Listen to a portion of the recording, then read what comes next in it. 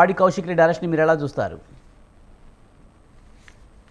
ఇప్పుడు మనము గతం కనుక తీసుకుంటే గనక ఇందాక అణచివేత ధోరణి 10 సంవత్సరాలు అన్నారు సాదిక్ అలీ గారు.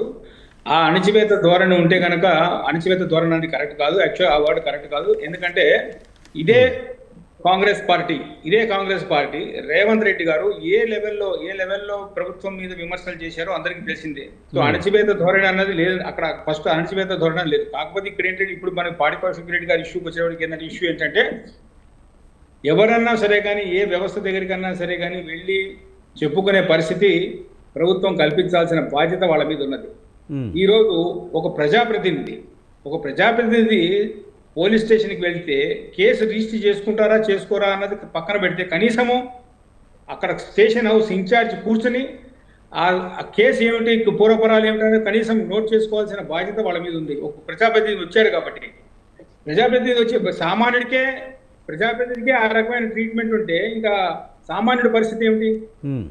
సో మనం ఇక్కడ గ్రహించాల్సింది ఏంటంటే పోలీస్ స్టేషన్కి వచ్చినప్పుడు మర్యాదపూర్వకంగా కలిసి మాట్లాడి తర్వాత ఏదైనా బాధ్యతలు ఎవరికైనా బాధ్యతలు అప్పచెప్పి వెళ్ళి ఉంటే అదొక పద్ధతిగా ఉంటది. అక్కడ ఆ సిచ్యువేషన్ లో ఎవరు ఏం మాట్లాడారు అన్నది ప్రతి వాళ్ళకి తెలిసిన విషయం కాదు. అన్ని మొత్తం అంతా రికార్డ్ అయ్యేం రాలేదు. వాళ్ళు దూషించారని ఒక మాట బయటకు వస్తాం తప్ప కానీ వీళ్ళేం మాట్లాడారు వాళ్ళేం మాట్లాడారు అన్న దానికి ఎక్కడ కూడా పూర్తి స్థాయి ప్రూఫ్స్ ఏం లేవు అక్కడ. కాకపోతే ఆయన గతంలో కూడా పాడి కౌశిక్ రెడ్డి గారిని అరెస్ట్ చేయాలనే ఉద్దేశంతో ఆయన మీద దాడి జరగడానికి వచ్చిన ఎమ్మెల్యే మీద ఏ రకమైన చర్యలు తీసుకున్నారండి? ఇదే ప్రభుత్వం కదా, ఇదే మరి పోలీసు వ్యవస్థ. మరి ఆ రోజు అంత పెద్ద ఎత్తున దాడి చేయడానికి వచ్చినప్పుడు ఏ రకమైన చర్యలు తీసుకోగలిగింది? సో ఇక్కడ ఏమిటంటే రాబోయేవన్నీ కూడా 9వ తారీఖు నుంచి అసెంబ్లీ సమావేశాలు ఉన్నాయండి. 9వ తారీఖు నుంచి. సో గట్టిగా మాట్లాడేవాళ్ళు, స్పందించేవాళ్ళు, సమస్యల మీద స్పందించే వాళ్ళను ఒక పక్కన పెట్టాలన్న ఉద్దేశంతో ఏదో ఒక దాన్ని ఏమంటారంటే ఒక పద్ధతిగా వీళ్ళని ఏదో రకంగా కేసులో ఇరికించడము, కేసులు పెట్టడం అనేది జరుగుతున్నట్టుగా కనిపిస్తుంది. ఎందుకంటే మనం అది ఎంతవరకు కరెక్టో మనకు తెలియదు కానీ ఈ మధ్యకాలంలో మనం ఒక న్యూస్ కూడా చూసాం. కేటీఆర్ గారిని అరెస్ట్ చేస్తాము, హరీష్ నెట్ట లొంగ తీసుకోవాలో నాకు తెలుసు అని అన్నట్టుగా మనం మీడియాలో చూసాం. అంటే దీని అర్థం ఏమిటి?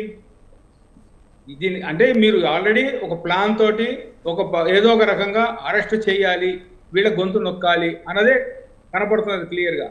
సో ఆ గొంతు ఒక పక్క వాళ్లే చెప్తారు ఏంటంటే ప్రజాస్వామ్య వ్యవస్థ, ప్రశ్నించే గొంతు ఉండాలంటారు, ప్రశ్నించే వాళ్ళని ప్రశ్నించే నీరు. ఎట్లా అవుతుందండి ఇది? సో ఇక్కడ సీతారాం గారు మీ ఒకటి చెప్పండి, ముఖ్యంగా నిజంగా పాడి కౌశిక్ రెడ్డి ఫోన్ నిజంగా ట్యాపింగ్ అయిందంటారా, లేకపోతే హరీష్ రావు మీద కేసు పెట్టారు కనుక ఈయన కూడా హడావుడి చేస్తున్నారంటారా? ఇట్లా కదండి, ట్యాప్ చేశారా చేయలేదన్నది ఇందాక సాదిక్ అలీ గారు చెప్పినట్టు చట్టం అనేది ఉంది కదండి. ఒకటి చట్టం ఇప్పుడు కేసు చేసినది ఇన్వెస్టిగేట్ చేయండి.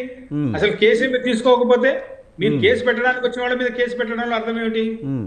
అక్కడ మరి వాళ్ళు కూడా అంటే ఇంటెన్షనల్ గా చేసినట్టుగా కదా వాళ్ళు ఎవరైతే కేసు పెట్టడానికి వచ్చారో వాళ్ళ మీదే ఉల్టా కేసు పెడుతున్నారంటే ఇంకా దాని అర్థం ఏమిటి? సో ఇక్కడ ఈయన ఇంటెన్షనల్ గా చేశారా, ప్రభుత్వం ఇంటెన్షనల్ గా చేస్తోందా? ప్రభుత్వం ఇంటెన్షనల్ గా చేయకపోతే కేసు రిజిస్టర్ కేసు తీసుకుని దాని పూర్వపరాలు ఏంటి, ఇది ఎంతవరకు సబబు, ఇది ఎంతవరకు న్యాయం ఉంది కేసులు అని ఏమైనా విచారణ జరపకుండానే కేసు పెట్టడానికి వచ్చిన మీద కేసు పెడితే దాని అర్థం ఏమిటి? ఇక్కడ ప్రభుత్వమే తప్పు చేస్తున్నట్టు కనబడుతోంది. అంటే కౌశిక్ రెడ్డి ప్రధానంగా ఏమన్నా ఆధారాలతో వచ్చారంటారా? ఆధారాలను పోలీసులు చూపించారంటారా? ఇప్పుడు అదే నేను చెప్పేది, ఆ పని ఎవరు చేయాలని పోలీసులే చేయాలి. అందుకే నేను అనేది ఏమిటంటే పోలీసులు కొంచెం సమన్వయం పాటించి వచ్చిన ప్రజాప్రతినిధిని రిసీవ్ చేసుకుని ప్రాపర్గా ఏముంది, కేసు ఎక్కడుంది, ఏం రాసి ఇచ్చినారో అసలు కనీసం తీసుకుని ఆ కేసుని పూర్వపరాలు వాళ్ళు స్టడీ చేసి ఉంటే బాగుంటుంది. అంటే సీతారాం గారు అక్కడ ఒక విషయం గమనించాలి, పోలీసులు కూడా ఒక విషయం ఆలోచిస్తారు కదా, ఇది రాజకీయ కారణాలతో పెడుతున్నారా లేదా అనేది ఇన్వెస్టిగేషన్ చేసో లేకపోతే అది అందులో సాధ్యాలు ఉన్నాయో లేదో చూసి కేసు పెట్టచ్చామో కదా. ఇమీడియట్గా అంటే పోలీసులు కూడా కొన్ని అధికారాలు ఉంటాయి కదా, ఇమీడియట్గా తీసుకోవాలా వద్దనేది ఆలోచిస్తారు కదా వాళ్ళు కూడా. వాళ్ళు ప్రభుత్వ ఉద్యోగులండి, వాళ్ళు ప్రభుత్వ ఉద్యోగులు. రాజకీయాలు ఉన్నాయా లేవా అన్నది వాళ్ళకి అనవసరం. ఏ రాజకీయ పార్టీకి కొమ్ముకోవాల్సిన అవసరం వాళ్ళకి లేదు. వాళ్ళు ప్రభుత్వ ఉద్యోగులు కాబట్టి ప్రభుత్వ ఉద్యోగులుగానే నడుచుకోవాలి అంతే తప్ప. కానీ ఇందులో రాజకీయం ఉందా, రాజకీయ నాయకుడు వచ్చాడు కాబట్టి రాజకీయ నాయకుడు ఆ పార్టీ ఎలగస్ పార్టీ వాళ్ళు వచ్చినారు కాబట్టి ఇది రాజకీయం అని నిర్ణయించడానికి వాళ్ళు పొలిటికల్ స్టాండ్ తీసుకోవడం కరెక్ట్ కాదు ఫస్ట్ ఆఫ్ ఆల్. అంటే ఏ కేసు వచ్చినా తీసుకోవాలంటారు. అంటే ఏ కేసు అయినా సరే ఇప్పుడు సామాన్యుడు వచ్చి ఏ కేసు అయినా సరే అండి, ఇప్పుడు నాకు సమస్య ఉంది, సమస్య ఉన్నప్పుడు నేను వెళ్ళినప్పుడు కేసు తీసుకోవడం ఎట్లా కుదురుతుంది? ఎవరికి వాళ్ళు ప్రభుత్వ ఉద్యోగి అన్నవారు ఏమిటంటే ఎవరు వచ్చినా సరే అది ఒక ప్రజాప్రతినిధి కావచ్చు, ఒక సామాన్యుడు కావచ్చు, ఎవరు వచ్చినా సరే ఎందుకు వచ్చారు, ఎందుకు ఏం చేయాలి, ఈ కేసును ఏ రకంగా దీన్ని మనం పరిష్కరించాలి అన్న దృక్పథంతో పనిచేయాలి తప్ప కానీ ఈ రాజకీయ పార్టీ వాడు వచ్చాడు, ఈయన రాజకీయ కోణంలో వచ్చాడా, వీళ్ళకి ఆ రకంగా ఆలోచించే పద్ధతి కరెక్ట్ కాదు.